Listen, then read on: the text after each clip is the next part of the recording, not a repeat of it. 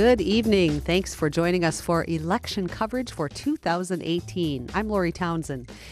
It's not over quite yet because it could be days or, sorry to say, weeks before we know the outcome of all races. We'll talk about that in a bit.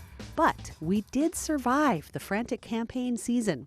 Earlier today, the New York Times noted that there is one area of bipartisan consensus, and that is that the state of the union is anxious, and just really anxious. So first, let's all take a deep breath. We should probably have a few minutes of an on-air yoga or meditation session after all the stress, campaign surprises, bitter rhetoric, and message confusion. Wow.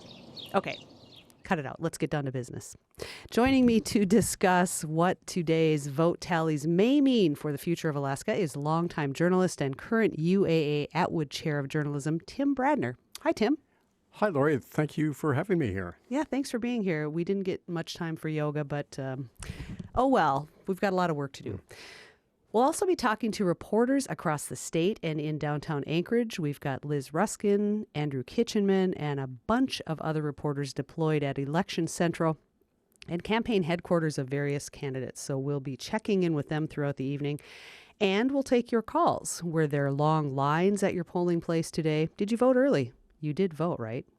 Are you anxious about the election outcome? You can call us and share your thoughts or frustration on what has clearly been an exhausting election cycle. The number here statewide is 1-800-478-8255. That's 1-800-478-8255. In Anchorage, the number is 550-8422, 550-8422. So, Tim, before we start talking to reporters downtown for a first check-in, what are your overall thoughts about this election cycle? We've seen other interesting elections here, certainly, but this seems different. For one thing, early voting numbers are at record levels, not only here but across the country. The Anchorage Daily News reported that early voting numbers have surpassed the last 3 gubernatorial elections combined. There's been $5 billion spent on campaign spending nationally, the most in U.S. history for midterm. What does that say to you? What do you think about all this? Well, Lori, I think what you said just a minute ago really describes the mood of the election. I mean, there's a high anxiety level nationally, and I think that's really what propelled people here at Alaska, along with our state races and other issues on the ballot, like the controversial ballot measure number 1.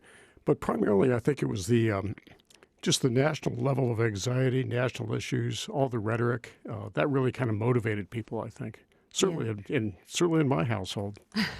And what have you heard from neighbors and friends and family about what specifically propelled them to the polls? Was it ballot measure 1, the governor or U.S. House race? You know, I think a lot of it was just the national mood. Ballot measure 1 was important to a lot of people, particularly people working in resource industries and their employees, or people, with a connection to the fishing industry, which might have been voted in favor of it. The governors and the U.S. House race, I think there was energy there, but probably, I mean, every time there's a governor's race or an exciting U.S. House race, there's energy there. But what was different this year, I think, was the national mood. Yes, I agree that there's been a lot of tension and just so much daily onslaught of messages and mailers and a lot of misinformation out there, unfortunately. So do you want to make some early predictions before we start getting election returns? Lori, that is putting me in hazardous territory. Don't wish to do that. I could, but I'm I have been wrong so many times that I've ventured out into quicksand like that. Yeah, I don't blame you for staying away from that. If you're just joining us, this is live election coverage, and we are going to be on the air until 11 o'clock tonight. You can call us if you'd like to tell us about your voting experience, if you voted early and got one of those super cool stickers, or if you voted today, what the polls were like for you. Were there problems? Or was it a good, smooth experience? 1-800-478-8255 is the number statewide. 1-800-478-8255. In Anchorage, you can call 550-8422, 550-8422. In just a bit, we're going to be talking with our state government reporter, Andrew Kitchenman, and other reporters downtown. And we will, if you go to our website, you'll be able to look at election results as they come in. That is on our election page. That's at alaskapublic.org/2018 election. So you can go there and see live results as they're coming in. The polls are closed now, of course, and we will start seeing returns fairly soon. So let's talk about some of the decisions that will come out of whatever happens. There's a coalition right now in the legislature, in the House, of Democrats and some Republicans. And have you heard that that could change? Or what do you think might happen in that respect going forward? Well, Lori, I'll take a shot at that.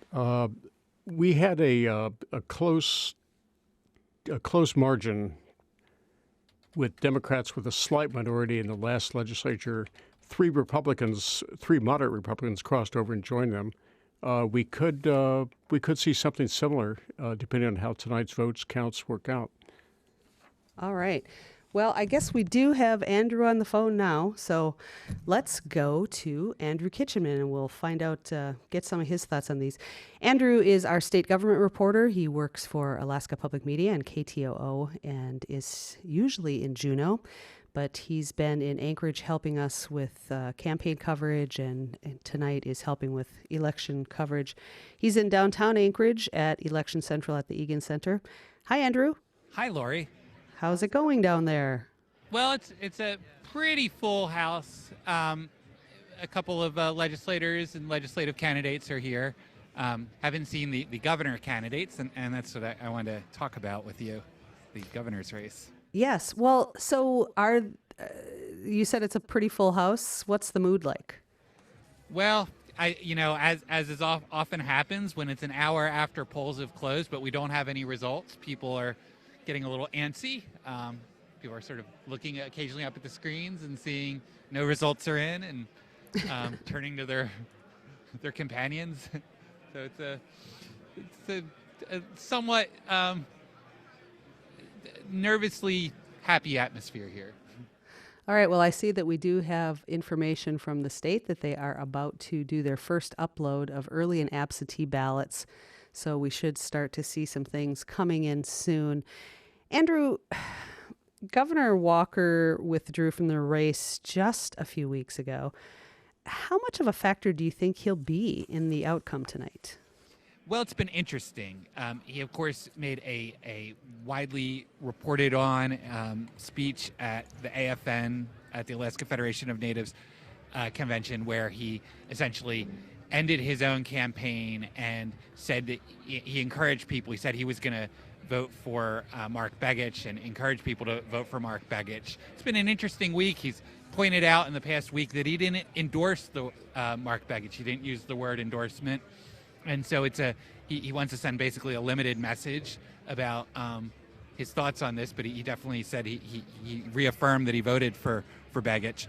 Of course, that his dropping out of the race, as well as his voting for Begich, has essentially put the national spotlight to some degree back on this race and essentially given it the perception that it's a close race. We don't know. We don't know how close it is. We don't know.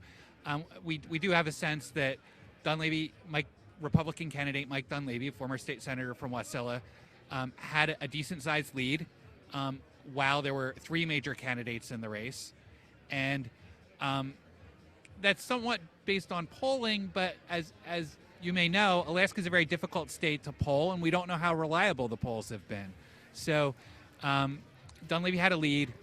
It's now down essentially to a two major candidate race, and it remains to be seen whether how much of the gap Begich was able to close in the remaining weeks that led up to today. Andrew, review for us again the main issues that really divide the two front the two front runners, Mark Begich, Democrat, and Mike Dunleavy, Republican? Well, it's interesting because both essentially started off with criticisms of the Walker administration, and in some ways you might have heard similarities in their criticism. Both were critical of the reductions in permanent fund dividends that have occurred over the last 3 years. Both have been critical of the criminal justice overhaul known as Senate Bill 91 or SB 91. But when you actually look at the content of their proposals, there are significant differences. On the PFD, Mark Begich's proposal would have led to about a $2,100 PFD this year. Mike Dunleavy's proposal would have led to about a $2,900 PFD. So an $800 difference, pretty significant.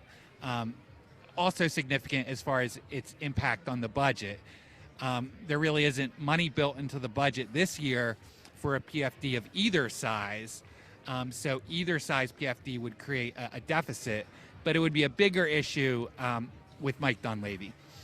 On criminal justice, Dunleavy has flat out said he wants to repeal SB 91 and then, in his words, fill in the holes that are left over, to basically review the aftermath and fill in the holes. Mark Begich has talked much more about essentially removing what's left of SB 91, but replacing it with what he's calling a comprehensive plan to address public safety. And so it's a more detailed plan. A little easier to analyze. It has some of the same elements of the ideas behind SB 91, even if the approach is actually different. On education, Begich is proposing much more stable funding for education. There's a lot more questions about what Mike Dunleavy's, the details of Mike Dunleavy's policy, what they're going to be. He's spoken in a lot of general terms about improving efficiency and management, but we don't know what that's going to mean as far as cuts to services when he comes to make budget cuts. So, Andrew, quickly, there's a third candidate still on the ballot, the Libertarian candidate, Billy Toyin. Do you think he could affect the outcome here? Who is he more likely to draw votes from? He was on the ballot 8 years ago, and he got 1% of the vote. In the last Alaska Survey Research poll, he had 3%. So let's say he has 2%. Well, I mean, it could make a difference if the gap is less than 2%. There are different schools of thought as to who he would draw more votes from. Sometimes libertarians draw votes from Republicans who are concerned about the size of government. Sometimes they sit somewhat in the middle, so it becomes difficult to analyze because we're talking about a relatively small number of voters, and libertarians have very unique set of positions, but possibly may hurt Dunleavy a bit more. But it really will only matter if it turns into a very, very close election. All right, Andrew, thanks. We are going to check in with you again later, and we'll find out what's happening at Election Central with you. Thanks for being with us. You're listening to live election coverage from Alaska Public Media. We are in the studio here in Anchorage. We also have reporters deployed downtown and across the state. We'll be checking in with reporters in Juneau and other places throughout the evening.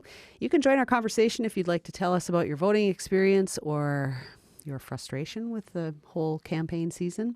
1-800-478-8255 is the number statewide. 1-800-478-8255. In Anchorage, it's 550-8422. 550-8422. All right, we are going to go to Liz Ruskin. Liz is Alaska Public Media's Washington, D.C. correspondent. She's in Anchorage now, as is Andrew, and has been helping us for the last couple of weeks, helping with campaign reporting. Hi, Liz. Hi there. So where are you right now? I am at the Egan Center at Election Central, and it's a pretty good crowd, and yeah, everybody's just waiting for the results to come in. They've got big screens up, and there's a lot of reporters here. All right. So, Liz, the surprisingly close race, well, is it surprising? We don't know, of Elise Galvin. Have the margins gotten tighter in recent races against Don Young that you've seen? Yeah, he has won a majority I'm sorry, there's some interference here, loud noises. He's won a majority almost every single time he's run. I think there was one exception. But even when there were three or more candidates in the race, he won over 50%. All but one time. However, as Galvin has been saying, she thought she had a chance at it because in the last few races, his majority has shrunk to, in the last time, it was just over 50%. So Elise Galvin is a political newcomer. Do you think that worked in her favor? Well, I did hear a lot of people. I went door knocking with her and with some of her volunteers, and I did hear kind of a positive response to them telling the person at the door that she was a first timer. So yeah, I think she got something out of that. But on the other hand, she was largely unknown, and that had to work against her. Well, we don't have returns yet, but early on this was expected to be an easy race for Don Young. What do you think the prospects look like for that being the result tonight? Is it still going to be an easy race, or is it not? Well, Republicans. We don't know. We've only seen polls from two different pollsters. Both of them regularly work for Democratic candidates and causes. And they did show a close race. The last one from Ivan Moore showed Elise Galvin ahead. Now, Young's campaign manager says their internal polling showed that Congressman Young had a comfortable lead. And according to the campaign, that had tightened in the last few days of the race. But we really don't know. We really have seen very little on polling in this race. All right, Liz, thanks for that update. We will check in with you later on this evening. All right. Thank you, Lori. Okay. So Tim Bradner in the studio with me. Polls make me very queasy. They always have. I don't think most of them are very reliable for a variety of reasons. But they do become important because people pay attention to them, and politicians especially. What are your thoughts about polls, and do you think there's a way to make them more reliable? It always seems like they tend to lean right or left, depending on who's conducting the poll and how the questions are asked. Well, Lori, one of the problems I've seen is that any poll that's released to the public or to people like us, journalists, is released for a reason. So I just am suspicious of anything that somebody gives me for that reason. And then you can also look to who paid for the poll, where it came from, and that sort of thing. But I think just as you can use them for just general guidelines, I think the candidates do internal polling, which is usually confidential. They use that for fundraising. Polls that are released to the public are good for fundraising, but I wouldn't. We've seen so outrageous examples of polls being wrong in recent elections that I'm just very, very reluctant to put much reliance on them.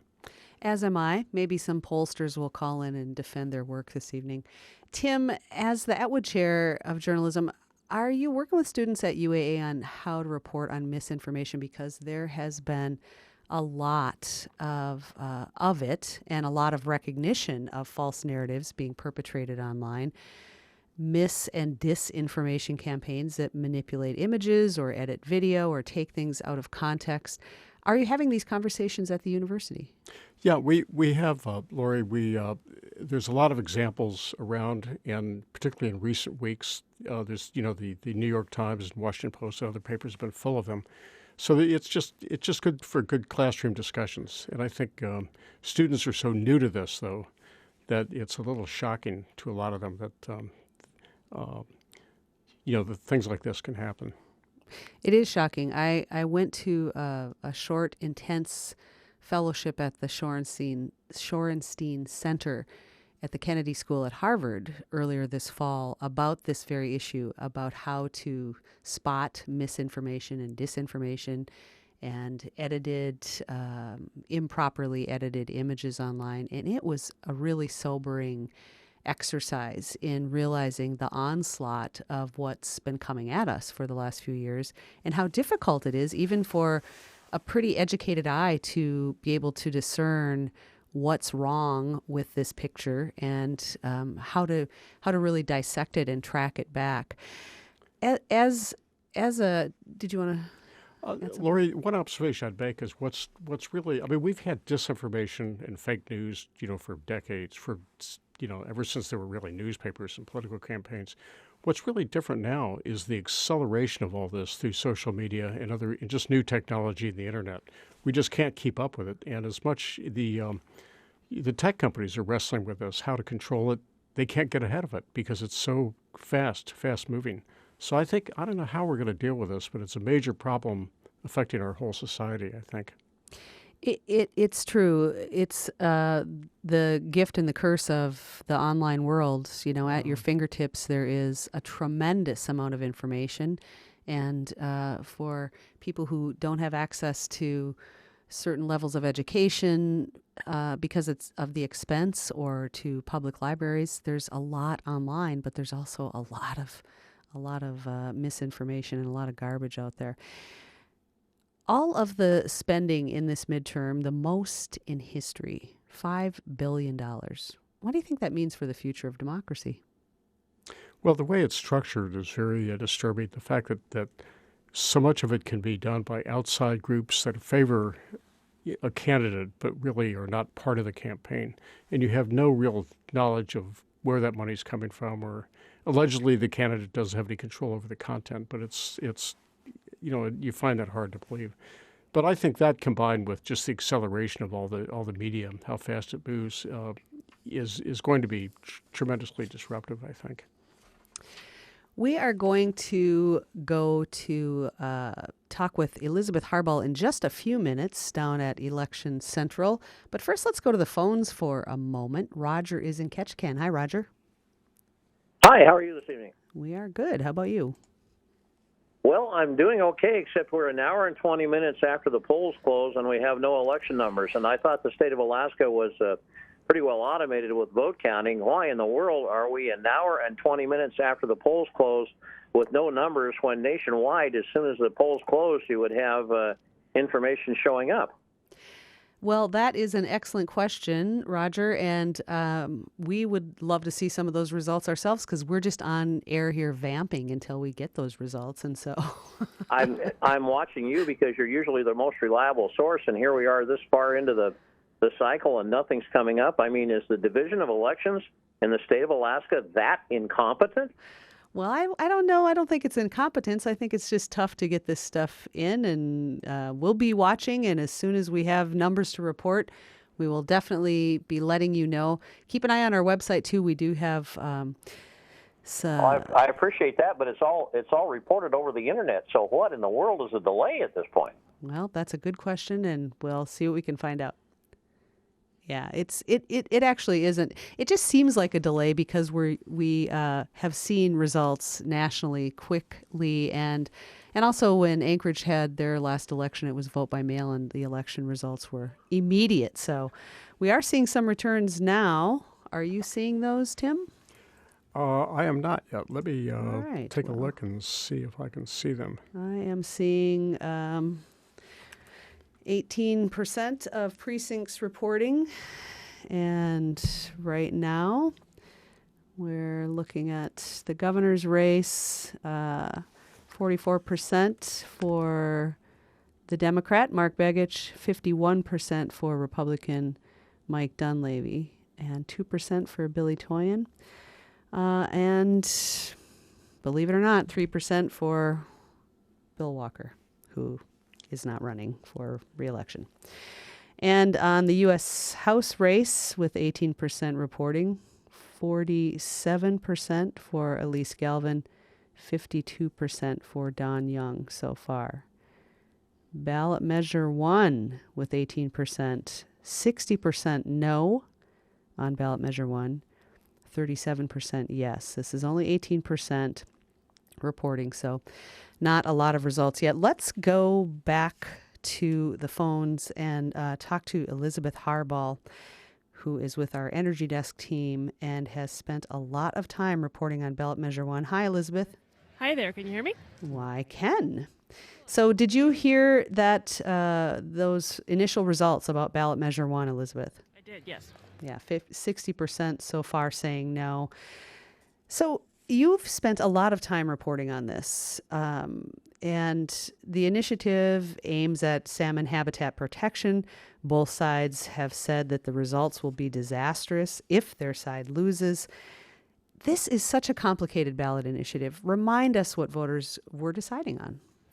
Yes, it is complicated, but generally it is aimed at increasing protections for salmon habitat in Alaska, and it changes how the state would permit projects in habitat for salmon and other similar fish species.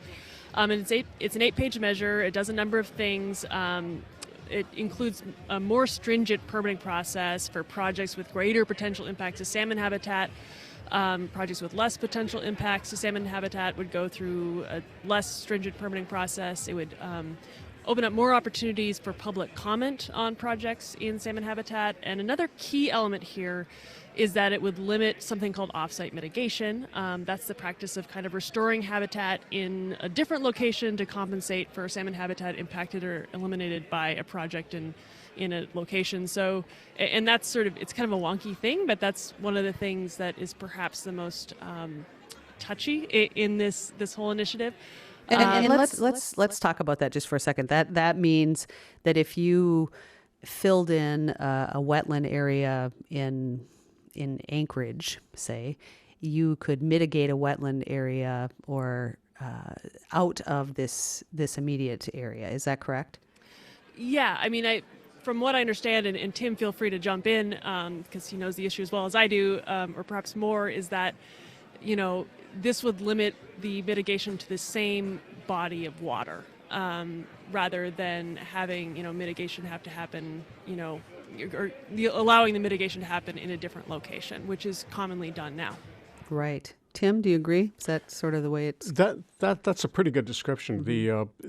It's a major problem for large resource development projects like the Donlin Mine, for example, that's being discussed out in the Kuskokwim River.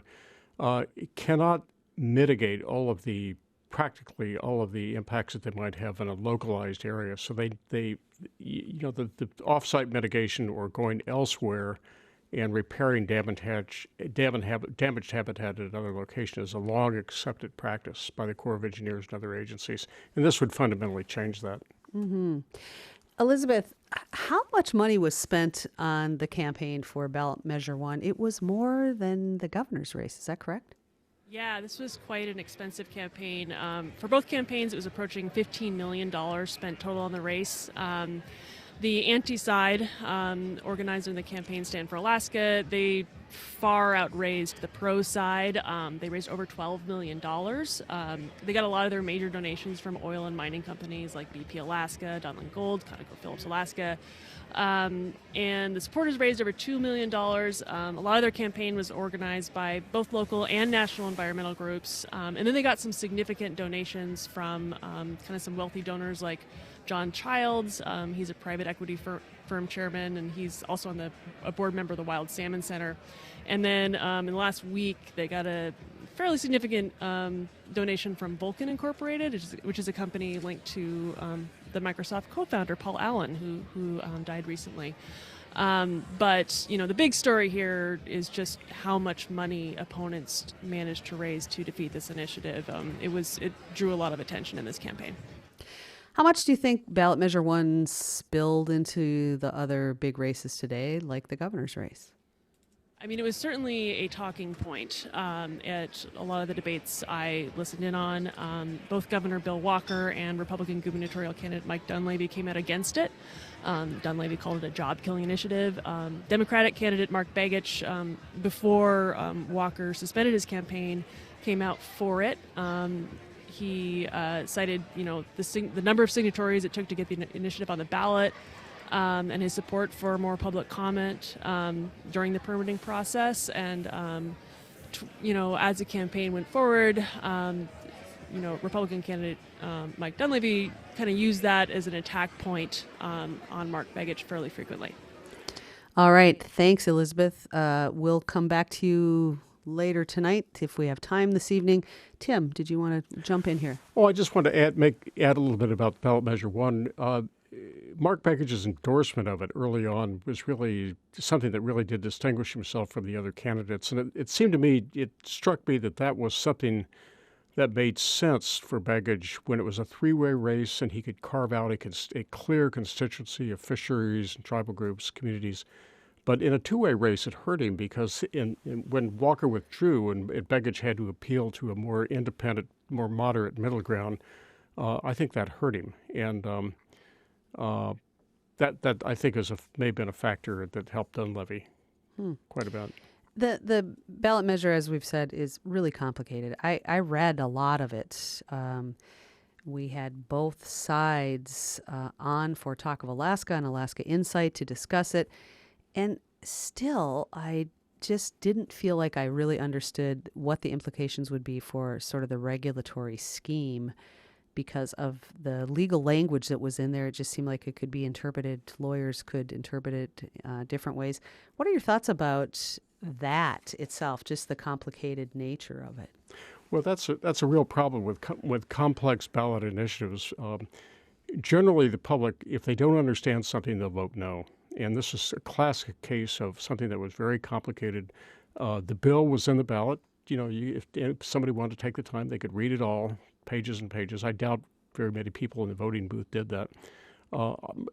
My thought was that people would mostly make up their opinion just when they read the title, to protect salmon, and then they'd heard about it, of course, in countless TV advertisements and signs and things like that. One thing that strikes me, though, is looking at the results so far, it seems like a clear 2-1 win by the no campaign on this. And I'm reminded of the campaign in 2014 on the effort to repeal the oil tax litigation or the oil tax legislation, Senate Bill 21.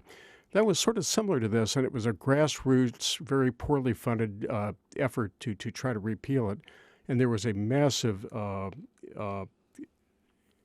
effort to oppose the repeal, funded by a lot of the same companies that are active in this. And yet that thing came within a hair of passing. And I was very surprised that it had that much strength given the amount of, I think that the amount of money spent was about the same. So I guess in some ways I'm surprised the Yes campaign is not getting more traction. Well, remember, we've only got 18% of the precincts in, too. That's true. That's true. When Bristol Bay comes in, that may change. A lot could change yet this evening. You're listening to Alaska Public Media. This is live election coverage. You can join our conversation if you'd like to talk to us about your own voting experience or what you thought about the campaign season. The number statewide is 1-800-478-8255, 1-800-478-8255. You can also, in Anchorage, the number is 550-8422, 550-8422. We'll be going back down to Election Central in just a moment, but right now we have Cheryl on the line, and she is in Anchorage. Hi, Cheryl. Hi there, this is Cheryl. Hi. Hi. Hi. Yeah, I just wanted to make a comment today that I had a very positive response or feeling inside after I voted today. Especially, it's been a very politically stressful period, I think, for a lot of us, especially nationally. And I went ahead and voted, and I put on my sticker that I voted today. And I went shopping 3 different places downtown. I'm in Anchorage, and when the shop saw that I had I voted today sticker on my sweater, there were 2 of the shops that gave me 10% off for all my purchases. And I had never heard of that before. It was totally unexpected. And it just it struck me, it made me feel really good. And then it also struck me that, what a nice program that can be, we can use maybe as a tool in the future to help get people to vote and to also then support locally our retailers and people that are, trying to make a living from their businesses. So I just wanted to, it's really totally different from that, but it was a very positive experience. I wanted to thank the retailers that did that and acknowledge that I voted and other people voted too. That's fantastic. Thanks so much for calling in and telling us about that experience. That's a great idea. That I wish I would have known that. I would have ran downtown with my sticker and saw if I could have got a deal. I know. Places. I agree. Well, good luck, and thank you for your reporting tonight. I'm really enjoying it. Thank you very much. Thanks for the call, Cheryl. You can join us too if you'd like. 1-800-478-8255. That's the number statewide. 1-800-478-8255. In Anchorage, it's 550-8422. 550-8422. Let's go to Nat Hers, Alaska Public Media reporter Nat Hers. He's with our Energy Desk team, and he, I believe, is also at Election Central at the Egan Center. Are you there, Nat? Yes, I am happy to report. All right. So there are lots of legislative races on the ballot. There's a lot at stake. What in particular is at stake in the State House? Yeah, well, I think in both the House and Senate, the big thing that, obviously wherever you live, you're going to have your own individual races for House and Senate that you're going to be following. And they're particularly, they're kind of some bellwether races, I guess, to use a buzzword, that folks are kind of watching as indicators of, what's likely to happen kind of with the broader trends in each chamber. But, with the House in particular, we've had the majority in the House for the past 2 years has been, they've called themselves a bipartisan coalition, which is, I think it's 22 members. It's, I think, 17 Democrats, 3 Republicans, and 2 independents, which makes 22 in the 40-member chamber. And they, had a pretty sort of ambitious politically plan to balance the budget that they didn't end up passing or getting everyone else to sign on to, as far as the governor and the state Senate. But they, took some votes on an income tax, on some other some oil tax measures, and so they, their kind of agenda and vision was sort of on the line in this election, and sort of the fate of that coalition.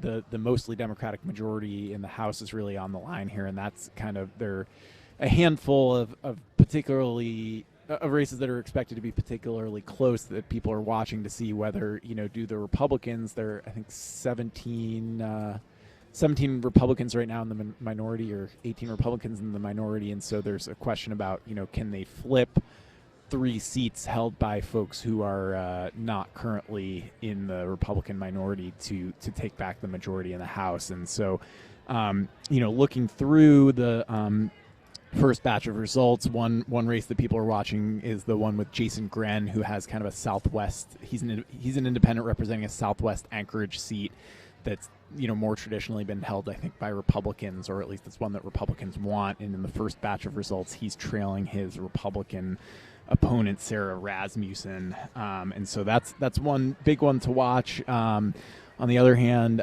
one of the Republican minority members, Sharice Millett, she lost her primary to Josh Ravak, who is also a Republican, and he's actually losing right now. So it's kind of, people are kind of going to be watching to see, are the Republicans picking up seats? Are they losing seats? Where is the majority going to go?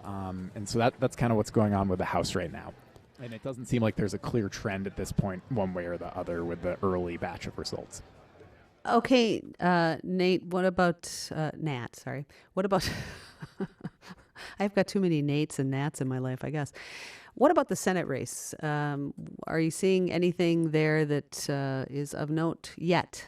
Well, it's kind of amazing. I was just talking about this with some folks here at Election Central. The Senate has 20 seats. The terms are 4 years, and so in a given election, only half the seats, 10 seats, are up, right. Are contested. And this year, it's I think it's kind of wild. Of those 10 seats, really, there's only one that was expected to be kind of a close race, and it's kind of the heavyweight title fight between Senate President Pete Kelly, the Republican who represents a Fairbanks district, and Scott Kawasaki, who is currently a Democratic representative in the House. And right now, the first batch of results, 6 out of 13 precincts, the results are 2,446 votes for Pete Kelly, 2,437 votes for Scott Kawasaki. So separated by 9 votes, and that race is kind of every bit as close as everyone expected. And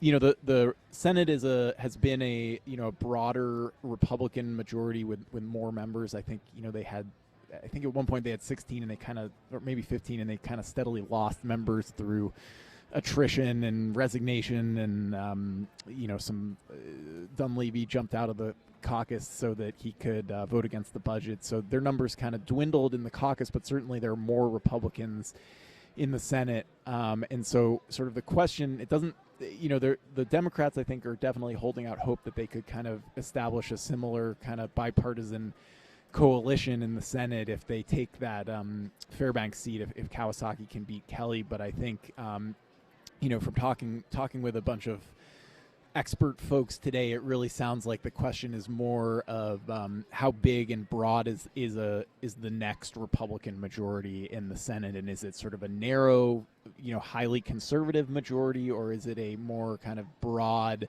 moderate Senate majority? And there's some questions about, with the size of the majority, the larger your majority, that comes with sort of certain privileges and positions on committees and ability to tap into restricted savings accounts and, sort of specific rules in the Senate that, require you to have a certain amount of votes to be able to do particular kind of parliamentary maneuvers. And so those are kind of the questions that people are asking right now. And I think in both the Senate and the House, there's definitely potential kind of for the outcome of the gubernatorial election to affect the kind of shifting tides of organizations as far as who's in the majority and who chooses to organize with which group in the House and Senate, just because, you might be more likely to see a group of strong Republicans in the Senate if you've got a strong Republican agenda in the governor's office from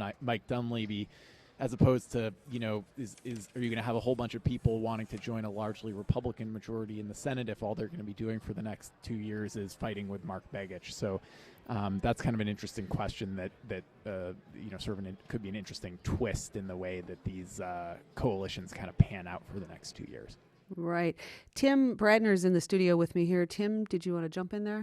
Well, I think that was an excellent overview by Nat. Just an observation I would make: in the Senate is a small body that personalities play have a big impact. So Pete Kelly's personality and as Senate president, the way he managed things, sort of set the tone. And if Kelly, so a lot's going to depend on how that race with Kawasaki comes out. The numbers of the Republican control in the Senate may not change, but the personalities will change. And if there's another Senate president, a much different personality will have a big impact, I think. Mm-hmm. Nat, what races attracted the most campaign spending?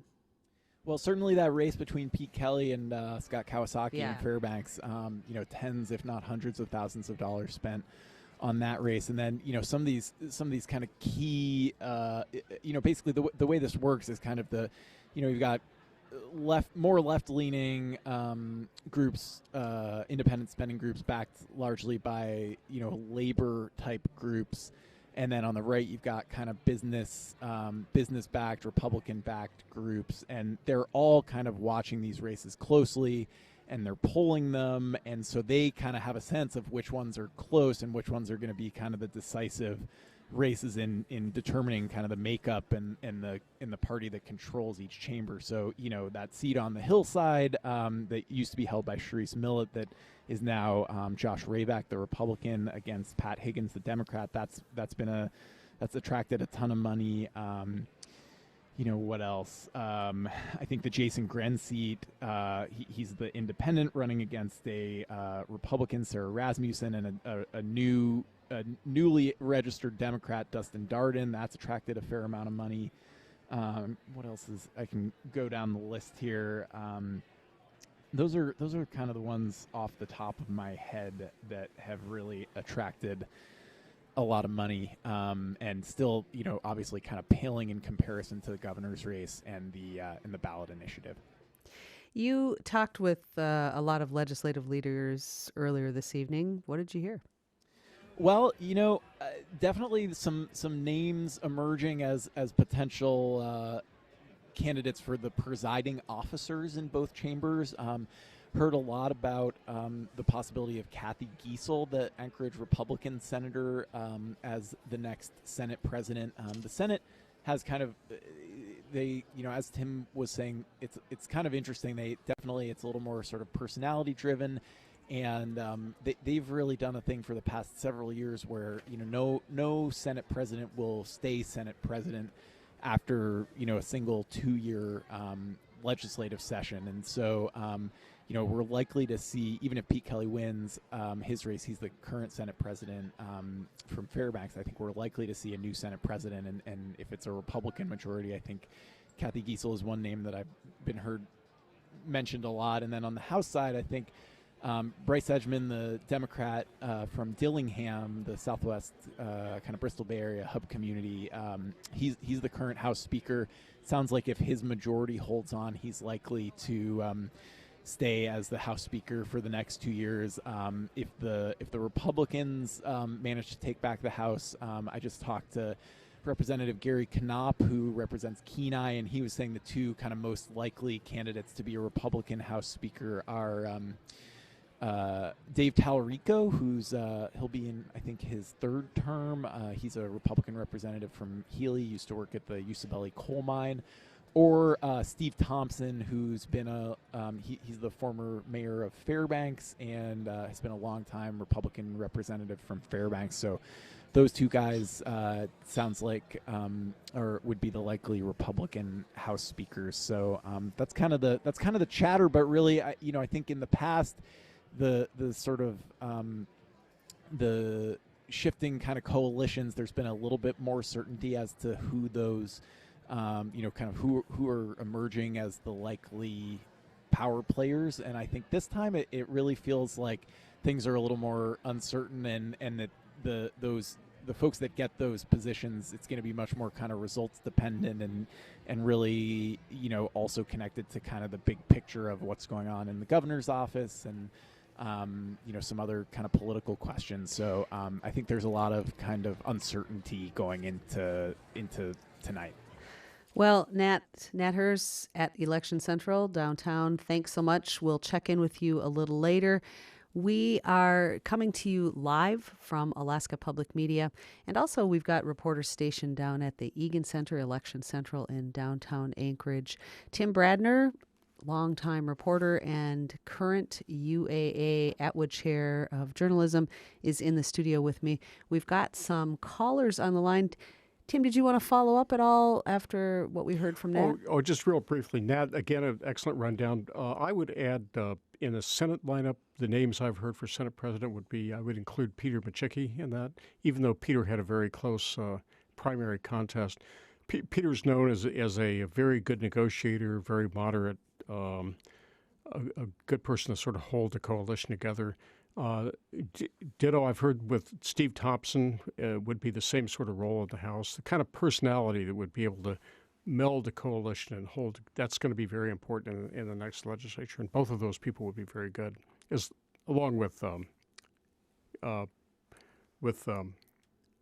Tallarico. All right. We're going to go back to the phones for a moment, and then we're going to check in with other reporters around the state. But first, let's go to Regina in Anchorage. Hi. Hi. So the reason why I called in is, people have pushed for same-day voter registration, and other countries have had it where it's a set amount for your campaign dollars, and that's what you have to campaign with.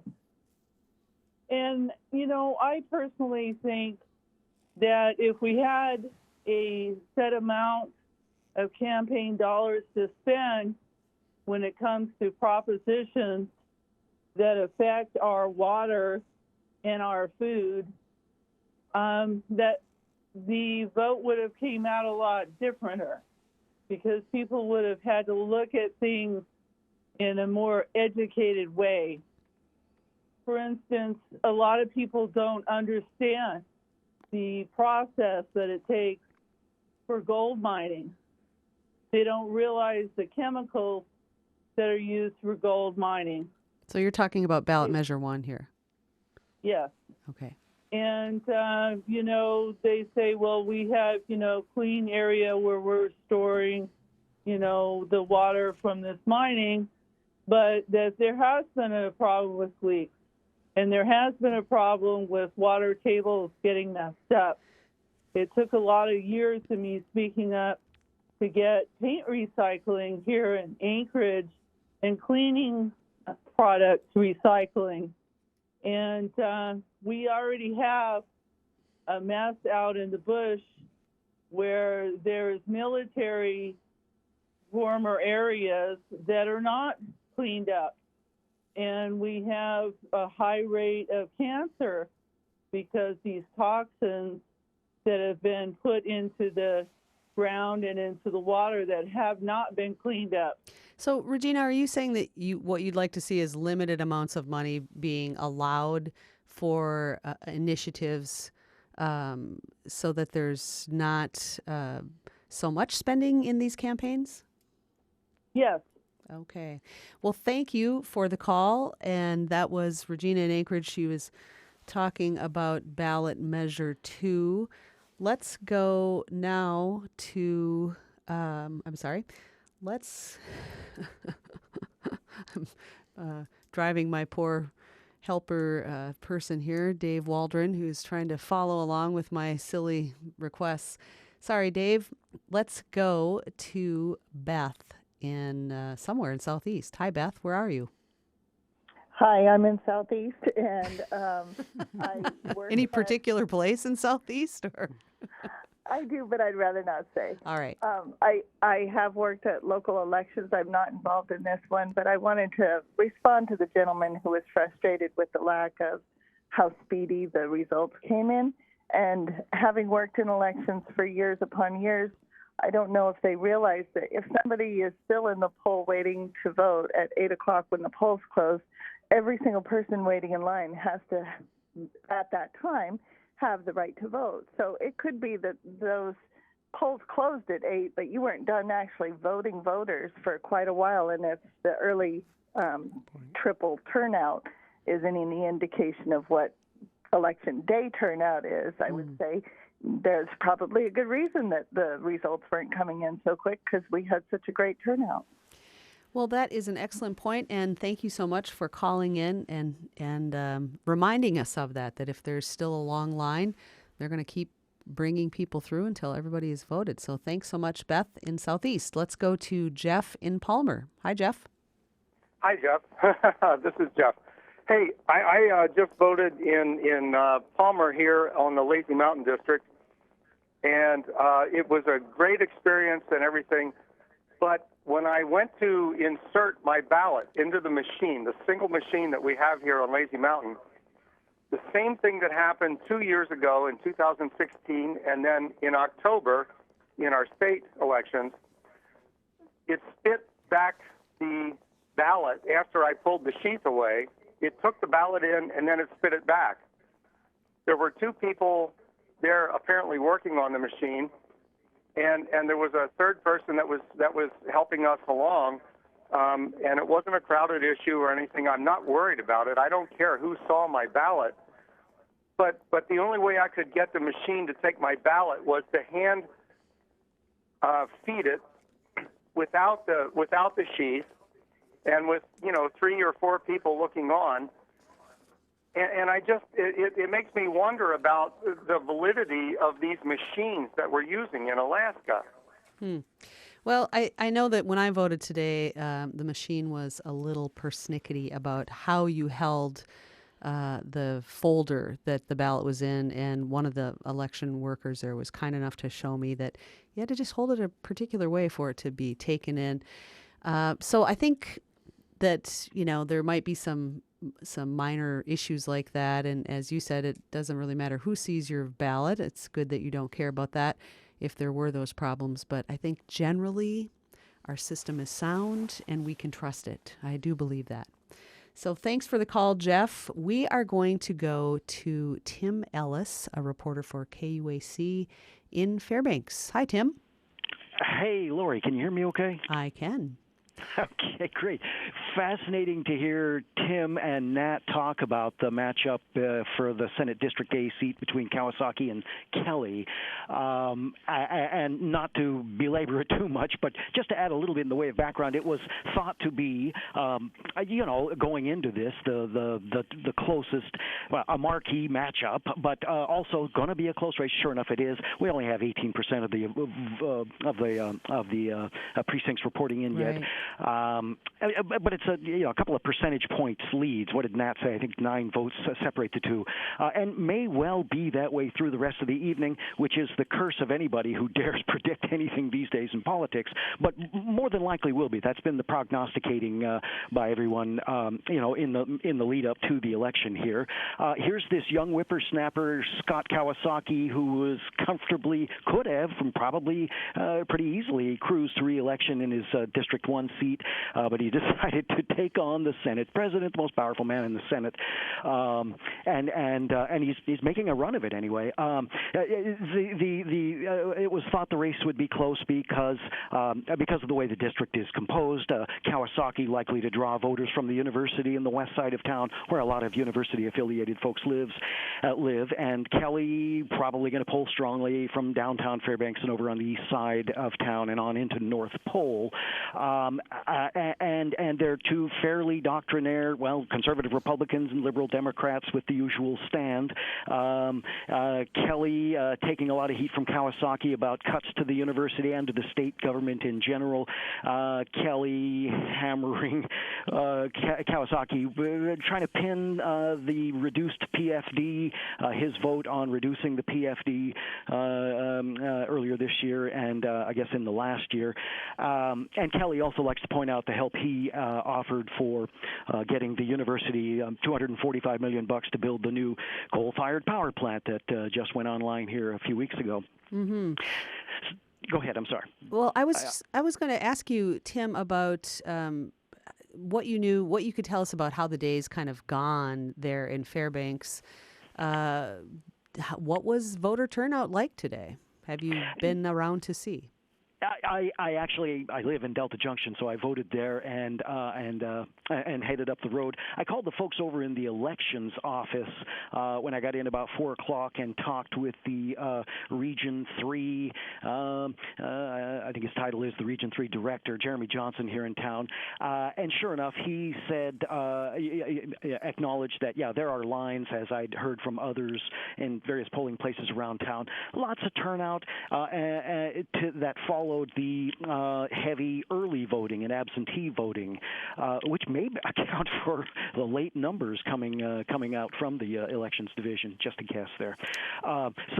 Really been busy at pretty much all the polling places, as Jeremy Johnson was telling me, and I thought it was fascinating how one of the ways that he's determining how busy those polling places are has to do with poll workers calling in and saying, we need more supplies. And I guess what really caught his attention was, we need more stickers, those little stickers they give everyone who comes in to vote. A sure sign that you've got a busy polling place.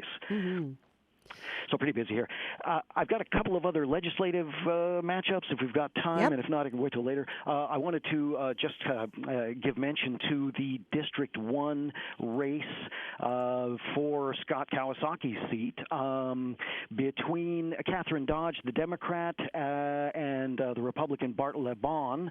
Kathryn Dodge, long time, three terms on the Fairbanks North Star Borough Assembly, retired economic development specialist. She's a wonk, and she talks a lot about that on the stump when she's out campaigning. Very calm and real knowledgeable in the ways of running a municipality. She's on the Alaska Municipal League Board of Directors, among other things.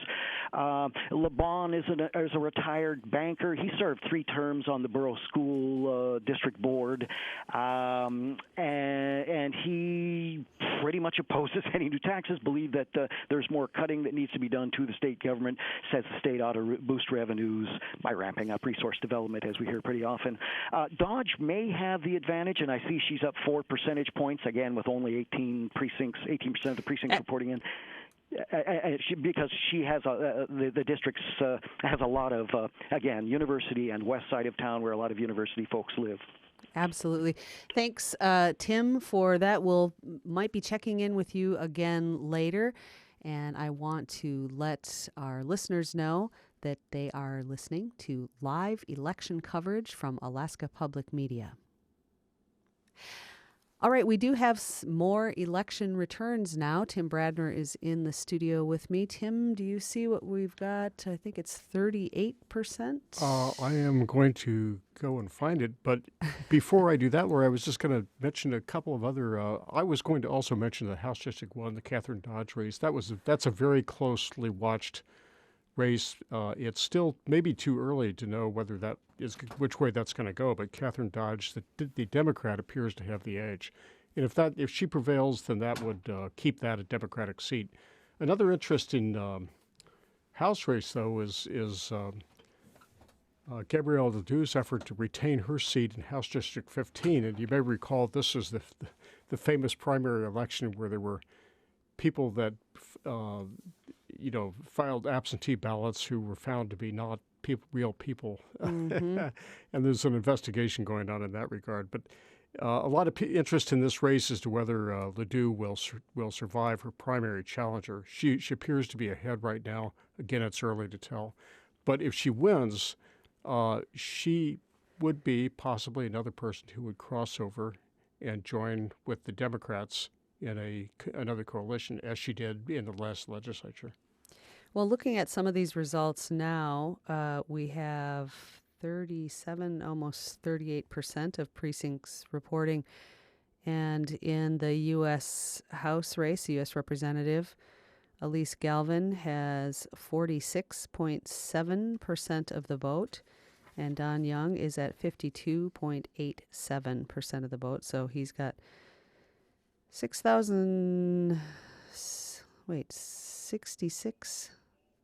I'm having trouble seeing these numbers. I need better glasses. Don Young is 52, almost 53%, and Elise Galvin is just under 47%. Currently, we still have other precincts that need to come in, of course. In the lieutenant governor race, with 37% of the precincts reporting, we've got Mike Dunleavy at 52.05%, so he's in the lead, and Mark Begich is at 43.75% of the vote. We'll be looking at some of these other numbers in a bit, but we're going to go now, take a swing down to Southeast Alaska, and talk to KTOO's Adeline Baxter. Hi, Adeline. Hi.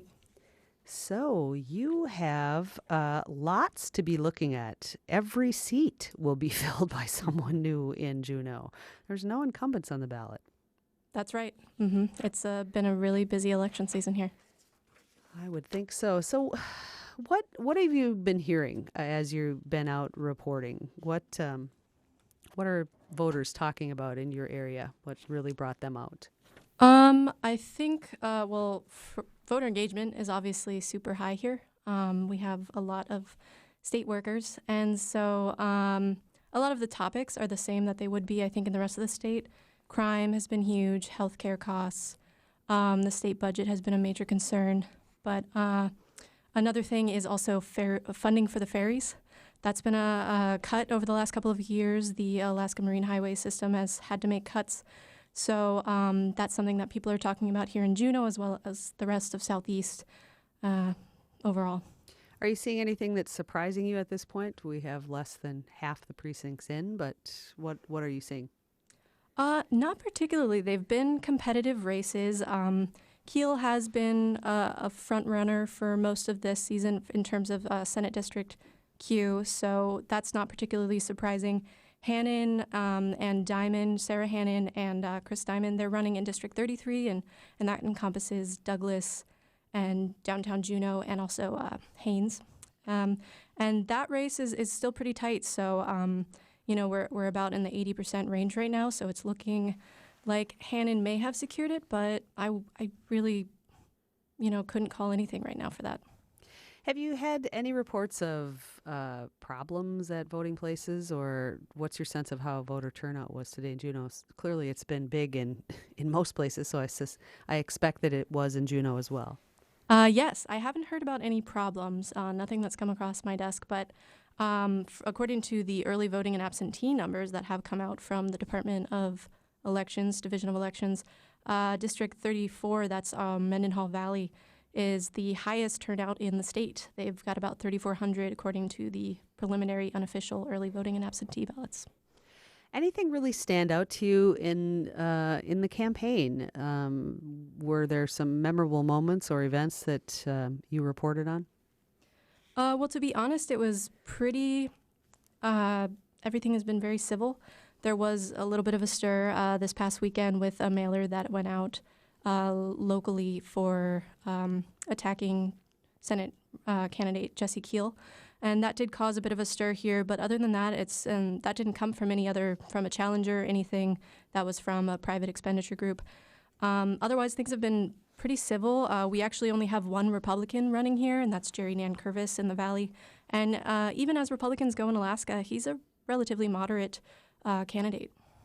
All right, thank you, Adeline. Adeline Baxter at KTOO in Juneau, reporting on some of those Juneau races. Tim Bradner's in the studio with me. Tim, did you want to jump in? I just saw something I wanted to point out. We haven't discussed it, but a surprising development in Homer's House District 31. Paul Seaton appears to be trailing. Yes, badly. and we actually have Aaron Bolton from KBBI in Homer on the phone with us. Very good. I'll pass it to Aaron. He's probably closer to it than I am, but that's really a surprise to me. It would be an upset. Seaton has been a longtime fixture in the State House leadership. You queued up the conversation quite well, Mr. Bradner. Thank you. And now Mr. Bolton. Hello.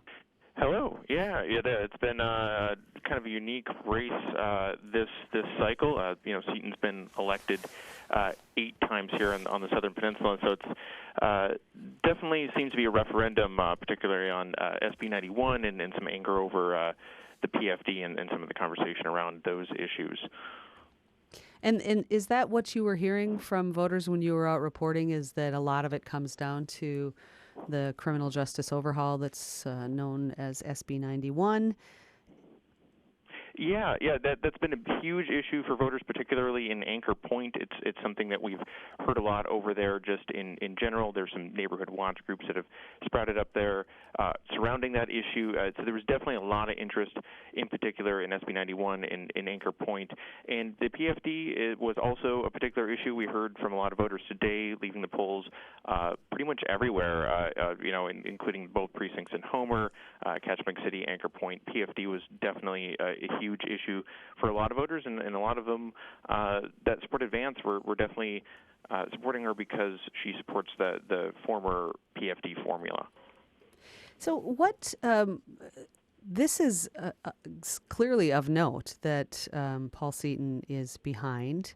You said he was elected 8 times, is that right? Yeah. He's the district has changed over the years since he was first elected, I believe, in 2002.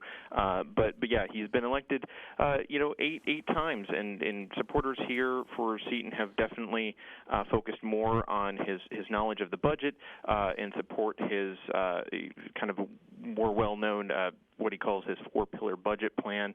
But there are definitely a lot of voters that are upset with cuts to the PFD, and that definitely seems to be a factor for him. And currently, he is behind by about 1,200 votes. And turnout did seem to be pretty high, including absentee and early votes that division election received as of this morning. Looks like turnout is currently at 51%, and it depends on what precincts are still going to come in as of yet if he can make up that gap, but still there are enough early votes to swing the election. But in general in this district, like most districts, early voting does follow the general election. All right, Tim Bradner is in the studio with me. Tim, you want to jump in here? Just a quick question about Paul Seaton. Seaton took a big gamble when he changed he became a Democrat. He'd always been a Republican, although a moderate, even liberal Republican. Do you think that made a difference? You know, that's been a big part of this race. You know, and he switched to his registration to being a nonpartisan candidate. And you know, in our conversations with Seaton, he has said that the Republican Party has shifted to the right, and it may have been a gamble. Though a lot of people that oppose Seaton have really focused. Are focused more on him being a moderate and say he's not, you know, what they would call a true Republican. So I don't know that actually switching really changed much of anything, because his opponents, even before he switched, were kind of pushing that point. Tim, you look a little doubtful. Oh, I just was disappointed on that people are holding out so much for the PFD. All right. Well, Aaron, thanks for being on the line with us. Anything else you wanted to add before we let you go? You know, we are just going to keep talking to voters down here, and it's definitely coming to a shock for some that Vance has such a large lead. But voters at the election viewing party for Seaton, we're definitely cautiously optimistic to start out the evening, and it looks like Vance may have a clear lead ending in this evening. All right. Thanks so much, Aaron Bolton at KBBI in Homer. Let's go to the phones and talk to some just regular citizens, regular Alaskans, not just reporters. Michelle is in Sitka. Hi, Michelle. Hi. Well, first I can say that the poll workers I talked to said it was a very busy day in Sitka's polling places.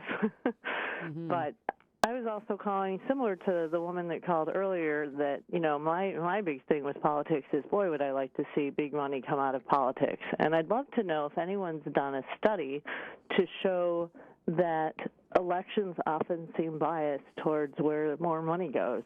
The other thing I often think is, gosh, if we could put all that money into something that would help people, think of all the money that would be. $5 billion is a lot of money. There's no question about it. So that's my thing. I'd love to see big money come out of politics, whether it's for, you know, the elections of people or, you know, passing different legislation. All right. Well, thank you, Michelle, for the call from Sitka.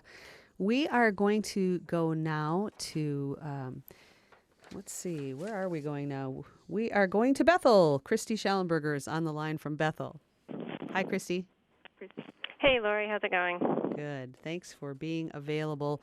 What is happening out there with your races? You've got Tiffany Zolkowski, and she is the incumbent, not very long time incumbent, but she is the Democrat incumbent. And Darren Deacon, remind us of how Tiffany got this position, and then let's talk about the race itself.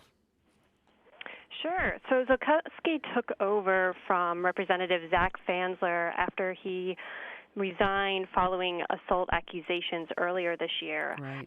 She's only been in office for about 60 days and is the experienced one of the two that are running for House District 38.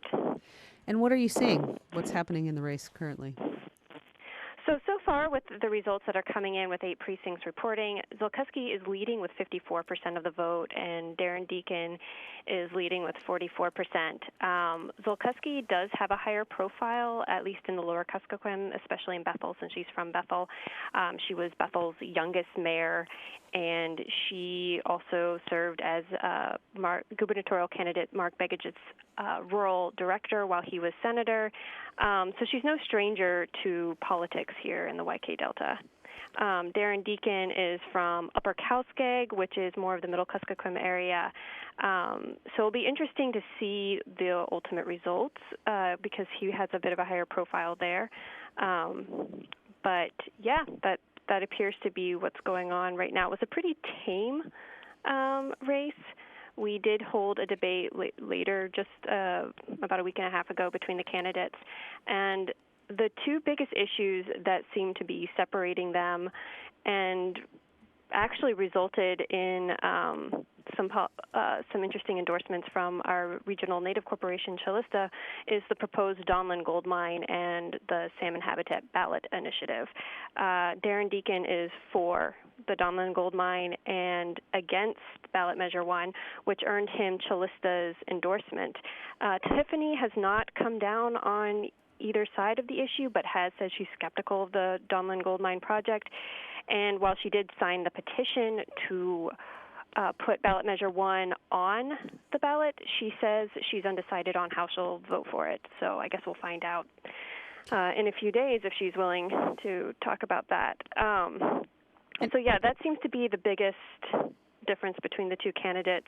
Another huge thing was how they saw protecting the PFD. Darren Deacon is for going back to the traditional method of calculating it, while Zulkowski voted for dipping into the earnings reserve to fund state government this year, but she has said she supports a structure to make sure that the PFD is there for future Alaskans. All right. Anything else stand out to you as you were out reporting? What was the campaign like? What did you hear from people beyond what you just laid out for us? I haven't heard. That's basically the two biggest things that it came down to. Like I said, it was a pretty tame campaign. There wasn't anything that really stood out beyond those two issues that I just laid out. In fact, those two issues have been pretty divisive within the community, to the point where Chalista switched its endorsement of Walker to support Dunleavy after Walker suspended his campaign because of Dunleavy's support for the Donlin Gold Mine and his stance against ballot measure 1. Other than that, the two candidates actually overlap on several key issues, especially funding public safety. They are both for more resources for tribal law enforcement and expanding tribal sovereignty. Another key issue is climate change. They are both for figuring out how to maximize funding to help villages relocate. A lot of communities here are experiencing erosion pretty rapidly. Newtok is probably the most well-known, but we've got several other communities that are experiencing it as well. And so the biggest issue is how are they going to move? And both candidates have pledged their support to help them out with that. So those are some other issues. All right. Well, thank you, Christy, for giving us that update. Might be able to check back in with you later. We'll have to see how things go. But thanks. That's Christy Schallenberger reporting. She's part of the Alaska Energy Desk team, and she's based in Bethel at the station out there at KYUK. This is live election coverage from Alaska Public Media. I'm Lori Townsend in the studio with Tim Bradner. We are going to go to another reporter in just a moment. But first, let's go back to the phones and take another call from an Alaskan that wants to share their voting experience today. Maria is on the Kenai Peninsula. Hi, Maria. Marla, I'm so sorry. Hi, Marla. Maybe we lost Marla. She got mad at me because I called her Maria instead of Marla. So sorry about that, Marla. Tim Bradner, you wanted to catch us up on something. Just if we have a little opening and before another caller comes in, a couple other House races that caught my eye. House, very close, Anchorage House District 22, Jason Grin appears to be running behind his Republican challenger, Sarah Rasmussen. Jason is an independent, voted with the Democrats, the minority, in the last legislature. So that could be a change in the calculus of if Sarah Rasmussen survives that. Another surprising development, or maybe not so surprising, is Pat Higgins is now leading in House District 25, again, as compared with Josh Revak, the Republican. So that was a seat that was held by Cherise Millett, was a Republican seat that could now go to a Democrat. So the calculus is shifting around. It's going to be very complicated. There's a lot left to be determined. We have some information now. One of the issues that popped up during this election cycle was we vote to retain judges. And we have a judicial council that reviews all of their decisions. It's quite exhaustive. They look at the record that the judges have, and then they let Alaskans know whether they think that these judges should be retained or not. One of the judges that was up for a vote was Judge Michael Corey. And he was not selected by the Judicial Council for any kind of negative vote, but he was the focus of some citizens who were greatly distressed about a decision he made in a case involving sexual assault. And people felt that the sentence was far too lenient. The individual did not get jail time. And they started a campaign to vote no on Judge Corey's retention. Didn't spend a lot of money, but they did a lot of outreach on social media. And it looks like Judge Corey is losing his retention vote at this point by 50. The vote is 52% no, 48% yes, with 38% precincts reporting. So we'll keep an eye on that also and see what happens in that later on in our coverage tonight. Right now, we're going to go to Dillingham and talk to Avery Lill, who is at KDLG. Hi, Avery. Hi, Lori. So you have the race out there with Bryce Edgman. What's happening? Yes, well, we've got so far 8 precincts reporting in their 30. Oh, sorry, we have 6 reporting in their 35 in House District 37. So Dillingham, Democrat Bryce Edgman is the incumbent. As Matt Hurt spoke about him earlier, he was the Speaker of the Alaska House in the previous term, and he's running against Republican candidate William Weatherby. Weatherby ran against Edgman in 2016, and Weatherby got 41% of the vote 2 years ago. So both those candidates have been campaigning hard as they go at it again this year. And so far, Edgman is pulling ahead. He's got 65% of the votes that have come in tonight. The issue that probably most clearly divides those candidates from each other, the permanent fund dividend, is what Weatherby is campaigning very hard on. He's promising that if he's elected, he'll try hard to get his constituents a fully funded PFD. As we all know, in 2018, the PFD was capped at $1,600, and Edgman's campaigning against that, saying that that's not possible without critical cuts to rural infrastructure. What else stands out to you about the campaign out there? You're in a remote part of the state, and voting is different off the road system. What stood out to you in your coverage of the campaign in the lead up to today? Right. So we are far away from the more central hubs, hard to get to since we're obviously off of the road system. Bristol Bay has seen a push of Democratic candidates coming through the area this fall.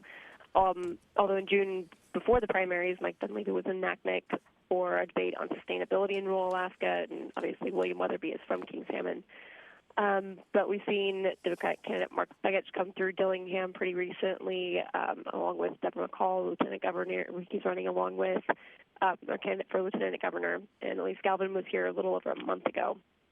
But seeing a lot of people coming through campaigning on education and crime rates also are a pretty big focus of what people are talking about, as well as obviously resource development and commercial fishing as our economic driver. All right. Anything else, Avery, that you feel like we should know about? Definitely the the ballot measure 1. That's huge around here, around town. In Dillingham, we're seeing really more signs in support of ballot measure 1 than we're even seeing from many of the candidates. And although it's looking like right now many of the votes are coming in across the state against ballot measure 1, we know that when there was a hearing in our area, most of the people in our area who spoke at that hearing were for it. So it's really interesting to see when Bristol Bay's votes come in on ballot measure 1. All right. Well, thanks so much for that update. Avery Lill at KDLG in Dillingham was on the line with us. And, speaking of ballot measure 1, as we were talking about Judge Corey and the campaign that some folks that were unhappy with a decision that he made had brought against him, across the country, voters have said that health care and immigration were big considerations in propelling them to go vote. The Anchorage Daily News had a lot of op-eds and letters submitted during this campaign season. And our friend Tom Hewitt, who is the opinions page editor for the ADN, says that ballot measure 1 was the one that garnered the most attention from Alaskans in the paper, upward of 20 op-eds published and 40 more that they just couldn't even get into the paper. The governor's race was second. They published 20 op-eds, 20 more that they couldn't fit in. And then the third issue was Judge Michael Corey's retention, 10 op-eds published, and he said about 5 that didn't make it in. They published dozens of letters on both sides of the first 2 and about 15 to 20 on Judge Corey. And they received more than 150 letters beyond what they had space for. So this to remind people again that vote on Judge Michael Corey was, he's one of, I believe it was 8 judges that were up for retention. And he was the subject of a small but vocal campaign. People who were upset because he sent Justin Schneider to probation instead of any jail time. People were upset, and so they started a campaign. And he is, at this point, with 38% precincts reporting, he is losing his retention vote, 52% no, 48% yes.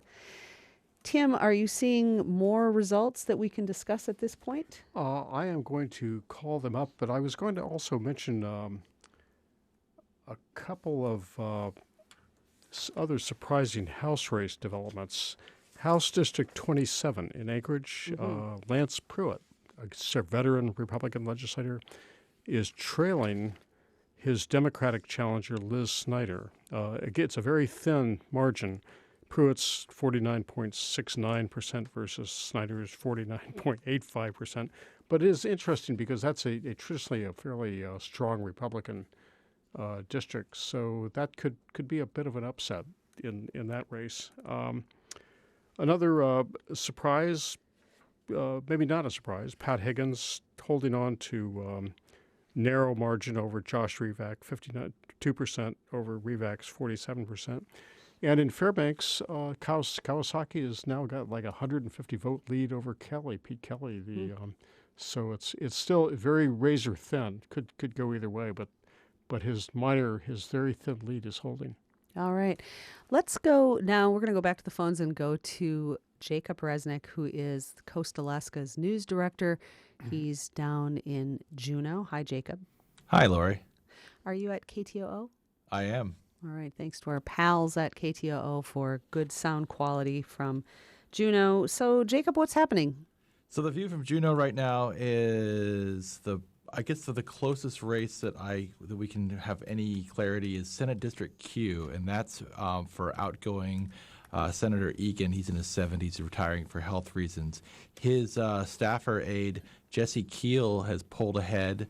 About 78% of precincts reporting. Jesse Keel's got a very comfortable lead, about 62% of the vote. His challenger was an independent, Don Etheridge. Jesse Keel's a Democrat. And best way I could describe this race is both very labor-friendly, politically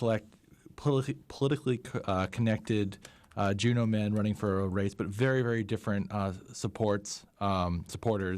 Jesse Keel is a very true blue Democrat, got a lot of small, I wouldn't say small, but like relatively modest individual contributions versus Don Etheridge has been a labor lobbyist for many, many years, and he got a lot of support from the GOP, wealthy individuals, political action committees tied to energy and mining and that sort of thing. And so it's pretty interesting race right there, and a lot of money went into that race as well. I think Jesse Keel raised nearly $120,000, which was, I think it's quite a lot of money.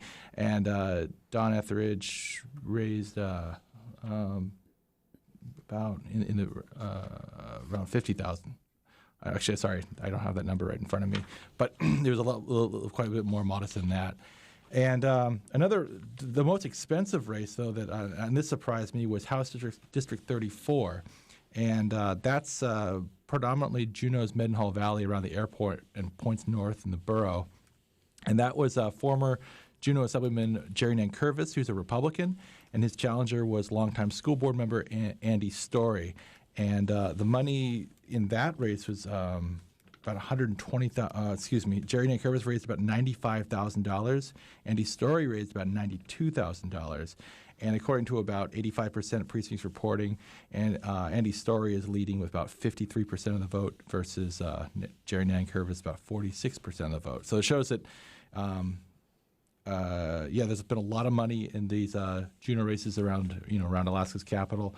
And then House District 33 was also a very interesting one. It's one of the more liberal districts in Alaska.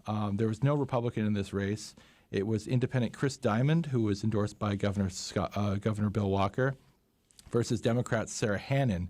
And Chris Diamond, he raised about $80,000 to Sarah Hannon, raising around $63,000. But the results coming in there, we've got about, about 72% precincts reporting.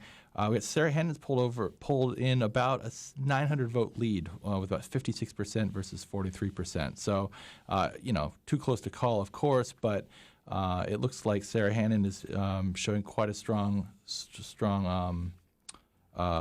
showing, even though she had quite a disadvantage at the fundraising. And the other races I want to talk about in Southeast were down in the Ketchikan and Sitka, Wrangell. There's just too few precincts yet? Precincts were, Sure. of course. Sorry, go ahead.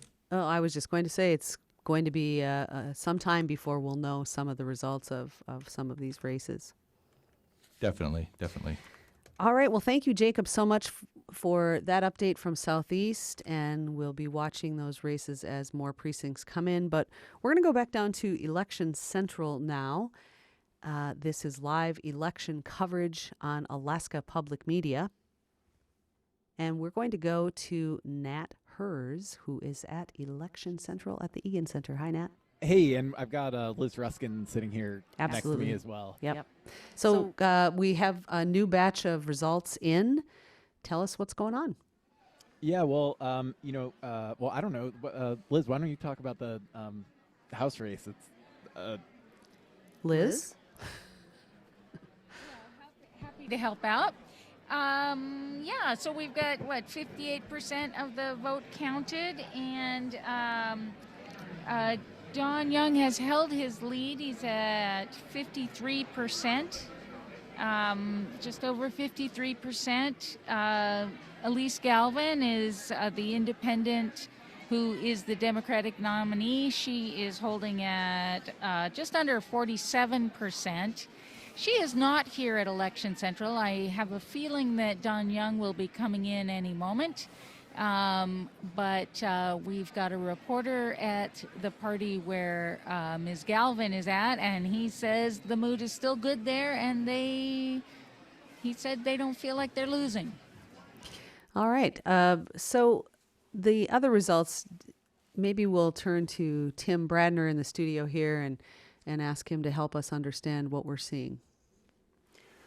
Well, I think, Lori, the trends are basically holding. I don't see any big changes.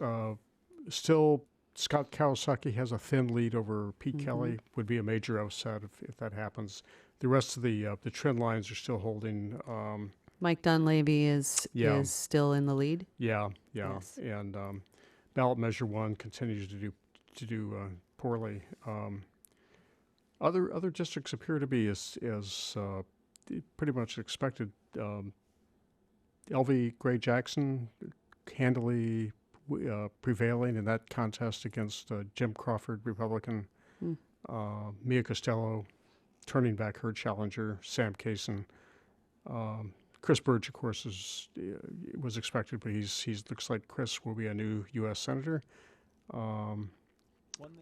One that looks Nat Hers, yeah. Come on in here at Election Central. One that definitely is a big surprise. Well, maybe not a big surprise, but Paul Seaton, who's been Republican member of the House for 16 years. He was first elected in 2002.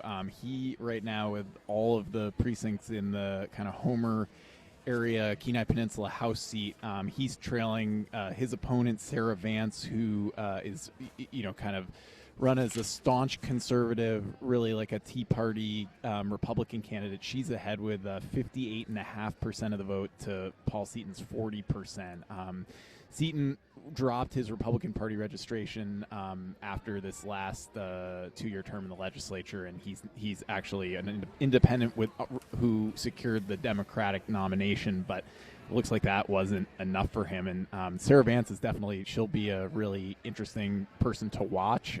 She was one of the folks who led the recall effort of the city council members in Homer for doing the sort of resolution, the statement in support of like having Homer be a sanctuary city, which was really kind of divisive and kind of got some national attention, like from This American Life and some other places. And so that's really quite just a big result. And there's some other there are going to be some other really sort of staunch conservatives in the new House. Ben Carpenter, who's like a peony farmer on the Kenai Peninsula, who is sort of the far right candidate for the seat formerly held by Mike Chenault, the former House Speaker. He's way ahead of his challenger, who was I think an independent running with the Democratic Party nomination, Sean Butler, who's from Hope. So those are really some interesting ones. Lance Pruitt is in a tight race with Liz Snyder. And then I guess, haven't talked much about the governor's race, but Mike Dunleavy still has a pretty strong lead. I don't know if I'd say it's commanding, but he's got about 88,000 votes to Mark Begich's 73,500 votes. So he's got about 52% to Begich's 44%. So, we've got 254, 441 precincts reporting. So I would say, especially if some of those outstanding precincts are rural precincts that might break strongly toward Begich, that's at least a possibility. On the other hand, if those are folks that are really kind of looking for full PFDs, then maybe those rural precincts aren't going to come back as much in Begich's favor. So, it seems still probably too early to call, but definitely, I'm guessing that Mike Dunleavy is pretty happy to be Mike Dunleavy and wouldn't want to be in Mark Begich's shoes at this point. All right, let's get Tim Bradner in here. Thanks for that, Nat. Oh, just another observation on House District 15. Gabrielle Ledoux is still holding on to her margin. She's now 40% compared with the Democrat Lynn Franks at 34%, but the write-in at 25% is quite strong. But it's interesting. The write-in, of course, was organized by the Republican Party, who are angry at Ledoux for crossing over and working with the Democrats. But it's interesting to me what would have happened. They may have shot themselves in the foot. What would have happened had they not done that? Clearly, this is a three-way split. That's pretty, not that far apart, really, except Ledoux is out in front. Had they not done that, what might have been the outcome? Mm-hmm. Are you still there, Nat? Oh, all right. He's gone. Let's we're going to go back to the phones. We have a caller that's been on the line for quite a while. William is in Wasilla. Hi, William. Yes, I had a sudden change of thought here on my topic. The topic was on the recall of Judge Michael Corey. And the issue I had with that, and I always vote no on every one of these because it's just sort of a protest vote, not against any particular judicial individual, but the system. And our problem is we call it instead of a legal system, we call it a judicial system, a justice system. We should just call it a legal system because that would alleviate a lot of emotional attachment to people thinking they're going to get justice. And I had an attorney tell me one time, you throw money at the system and pull levers. It's like, okay, I can handle that, but I can't handle, going to court and thinking you're going to get justice because I saw it miscarriage more than once. And I brought this up in a sentencing hearing, and it angered the judge to no limits when I told them that we have a legal system just like India, Russia. Everybody has a legal system. Who has a justice system? And that's the problem.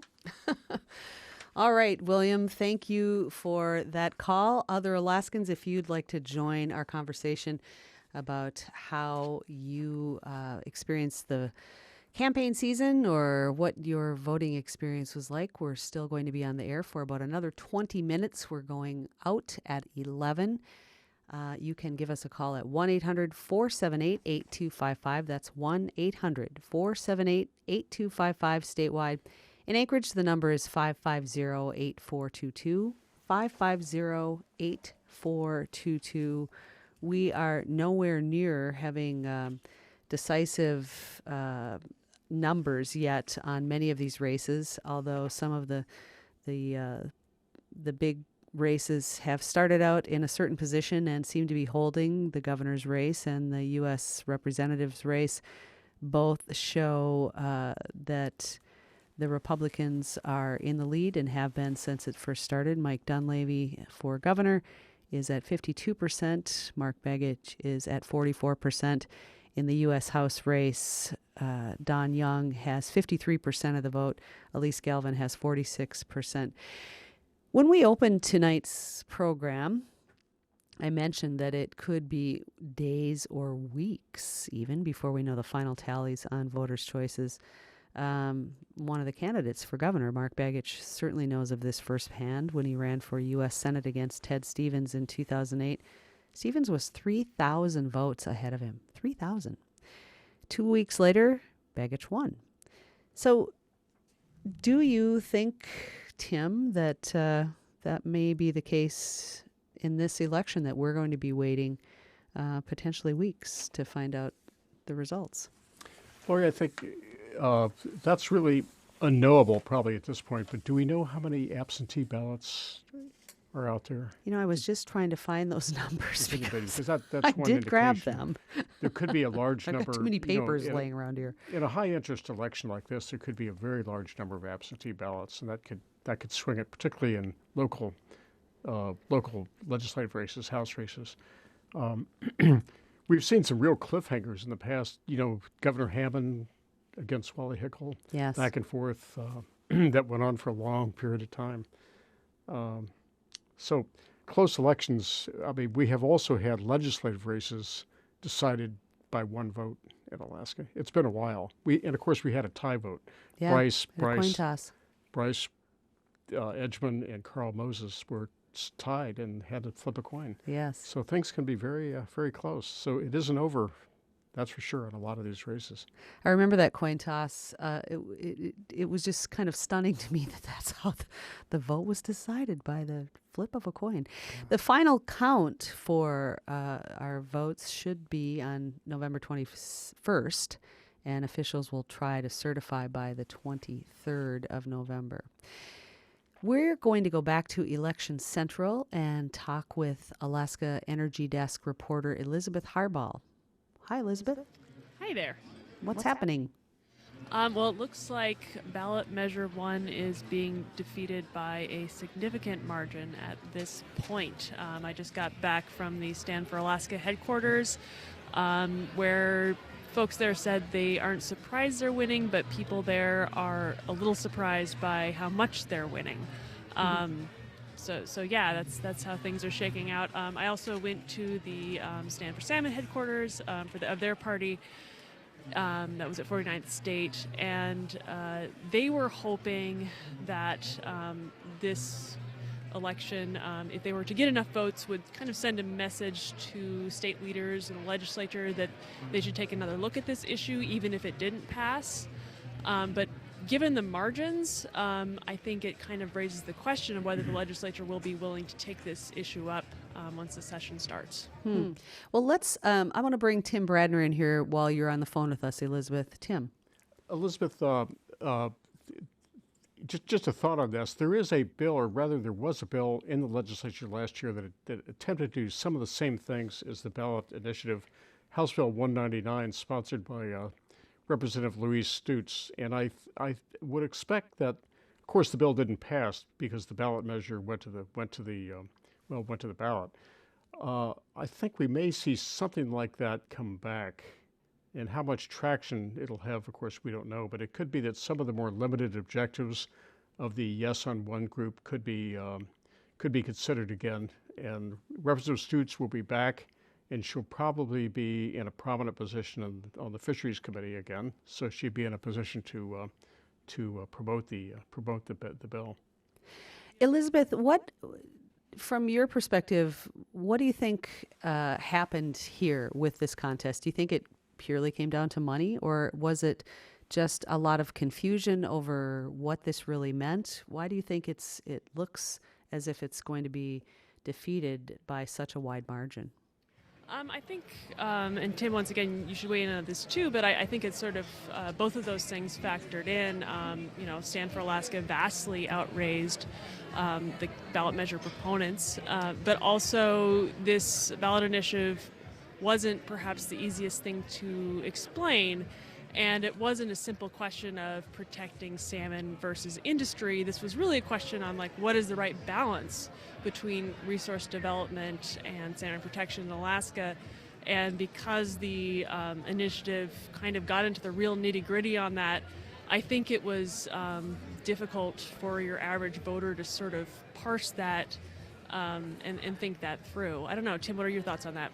Oh, I think this is probably a classic example of something that should be really done in the legislative process, where you have committees that meet, hold hearings. As in fact, just that happened with HB 199.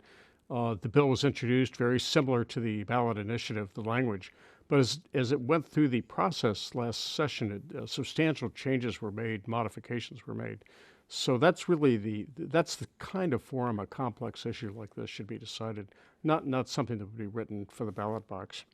Is there anything to kind of compare it to, another ballot initiative that you can think of, Tim, that was this complex? Because it does seem, as you mentioned earlier, if people don't understand things, they tend to vote no. So it seems like if you want to get voters to seriously consider an initiative, you have to strip it down and simplify it. This is such a large issue that it just seemed impossible to do that with such a large ballot measure.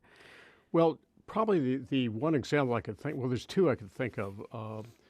One was the Coastal Zone initiative a few years ago to reestablish a coastal zone law that would allow municipalities to regulate offshore activity in the area near their communities, and that was defeated, partly because it was the same factors. It was complicated. People didn't understand it. But the other thing I'm thinking of is again going back to the oil and tax bill, Senate Bill 21 that passed in 2013. There was a referendum to repeal it. Very, very complicated measure. Almost passed. A lot of money against it, just like ballot measure number 1. But the thing came within a hair of passing, and that was very interesting. Elizabeth, have you talked to, Tim was mentioning that, there was legislation that Louise Stutes had proposed before this got on the ballot, Measure 1. Have you talked to, in your reporting, because you've done extensive reporting on this, have you talked to lawmakers about what the plan may be if, in the future, if the ballot measure does not go into place? Has anyone discussed taking up some of these changes that people were wanting in this measure? I mean, a couple weeks back I did check in with Louise Stutes' staffers, and they were considering that. I mean, they were not considering an exact repeat of HB 199 was my sense. But again, I think, it is possible the legislature will take this up again, but also the margins in this are so significant. I just sort of wonder what the legislature's enthusiasm will be to take up this initiative, because it proved so contentious and because the outcome, at this point seems so solidly against it. All right. Well, thank you so much, Elizabeth Harbaugh with Alaska's Energy Desk, one of Alaska Public Media's reporters, for that update. And Tim, I think she raises a good point in that respect, in that if this measure, right now it's 61% saying no, 36% saying yes, I suppose that would have kind of a chilling effect if it would have been much closer. maybe lawmakers would have felt like they need to take this up. What are your thoughts about that? Well, I agree with Elizabeth. It's going to be hard to get traction for it now, particularly if Mike Dunleavy is the Republican governor and he opposed it. So there may be minor tweaks and changes that could be made, but nothing as sweeping as what was attempted in ballot measure number 1. Mm-hmm. Let's go back to Andrew Kitchenman. He is our Juneau correspondent, but he's in Anchorage right now. Hi, Andrew. Hi, Lori. So are you still at Election Central, or where are you now downtown? No, I'm actually in a parking lot outside of the Republican Party here at an ale house in Anchorage, and I'm serious seeing people leave the party. Very festive, very excited both about Mike Dunleavy's performance, but also the legislature, where it looks like conservatives and Republicans are making significant gains. What do you think that means? What are we going to see going forward now in the next legislative session? Well, we could see a Republican speaker. One thing, an interesting side effect of Dunleavy winning the governorship is some of the Republicans who aren't inclined to caucus with legislatures legislative majorities that may want to pass budgets that they wouldn't be comfortable with, now know that there's a governor who might be in a position to veto significant portions of the budget, and that might make it a little bit easier for the Republicans to organize majorities in both houses. Tim, did you want to jump in here? Oh, I would just had a question for Andrew. Andrew, just based on the results so far, have you done any count of the House between the two parties? I know it's going to be fairly... Well, it's a little hard to tell. Like in Fairbanks, it looks like both Pete Kelly and House District, both the Senate race in downtown Fairbanks and the House race are very, very close. But the Republicans are leading in both of them in the latest results I saw. And so it could take a few days or weeks for this to settle out. But if those numbers hold, we could see Pete Kelly returning as Senate president. We could see, like I said, a Republican speaker. So definitely a very good feeling for Republicans. All right. We're getting some new information in here now about Pete Kelly is actually currently behind. Oh, okay. Well, ahead. I'm sorry. Hello. Oh. Can you hear me? I'm sorry. He's actually, I had that wrong. He's actually ahead, not behind. I'm getting tired. It's getting late. Right. So sorry. Yeah, I see that. Yeah, I mean, what we're seeing, in the House, the potential gains include downtown Fairbanks. We're also seeing Jason Grenn is trailing in Anchorage, the nonpartisan who had caucused with the mostly Democratic majority in the House. He's trailing to Sarah Rasmussen. And then Sarah Vance won that very large majority over Paul Seaton in that Homer-based district. So I think I saw a fourth seat that the Republicans are leading. So if you add that to the 18 who are in the House the House minority this year, you're getting to 21 or 22 potentially. Now a lot of this is still uncertain, but that includes some very conservative Republicans who aren't going to be really comfortable with any budget that doesn't include large spending cuts. Tim, do you want to add anything to this? No, at this point, I think Andrew's covered it fairly well. Andrew, what do we know anything about Sarah Rasmussen in the Anchorage race? It looks like she's leading right now. Yeah, I know she's conservative, but beyond that, I haven't interviewed her. Yeah. She is ahead. And, the last time I talked with Mike Dunleavy, it was earlier on when more of the results were not in, but he was feeling really good and feeling great about his campaign. Said it really finished well and just had a really, he had seen the early returns, saw where they were coming from, and it looked like a good night for him. All right. Thanks, Andrew, for that. And where are you heading now, Andrew? Well, I'm thinking I'm going to head back into the party, see if there's a chance to maybe talk with the candidate again. All right. Okay, thanks for the update from outside of Mike Dunleavy's election gathering. Tim Bradner in the studio with me. You had talked earlier, before we went on air a couple of hours ago, about the differences between Begich's PFD plan and Dunleavy's PFD plan. Do you think that's what a lot of this came down to, is just, I mean, it's sort of like splitting hairs between the two, isn't it? It's not that big a difference. Well, both candidates, and there's an important exception to this in the case of Begich, which I'll get to in just a minute, but both candidates and many of the legislative candidates, and we heard it reflected all through the discussions tonight, talk about what's called a fully funded dividend. And what that means is that it would be funded according to a formula in a state law that was passed a few years ago. What people tend to forget, though, is that the formula is just something that exists in the statute, that if the PFD is funded, this is the formula to be followed. The legislature really doesn't have to follow that formula. If the legislature has the ultimate authority of deciding how much is to be appropriated, and it has to balance the how much versus how much is given to schools, public safety, and other needs.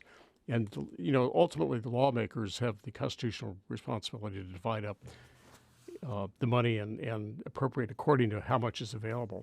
So that's really the dynamic. If you take more for the PFD, there's less for other needs, and that's the issue that's raised by fully funding the dividend. You would take money that would be available for schools and public safety, and you would have less for that. So it guarantees a big fight in the legislature between the interest groups who have an interest in those things. I was frankly, in terms of Mr. Begich, the key difference is he was recommending putting the dividend in the Constitution, which is, I think, going to be a big deal for a lot of people, because many people are of the opinion that sort of thing, an allocation of money, is not something you should have in the Constitution. You should have things that are general principles, like the present priorities for spending in the Constitution are: you shall support public education, you shall provide for public safety, things like that, but they don't have specific dollar amounts.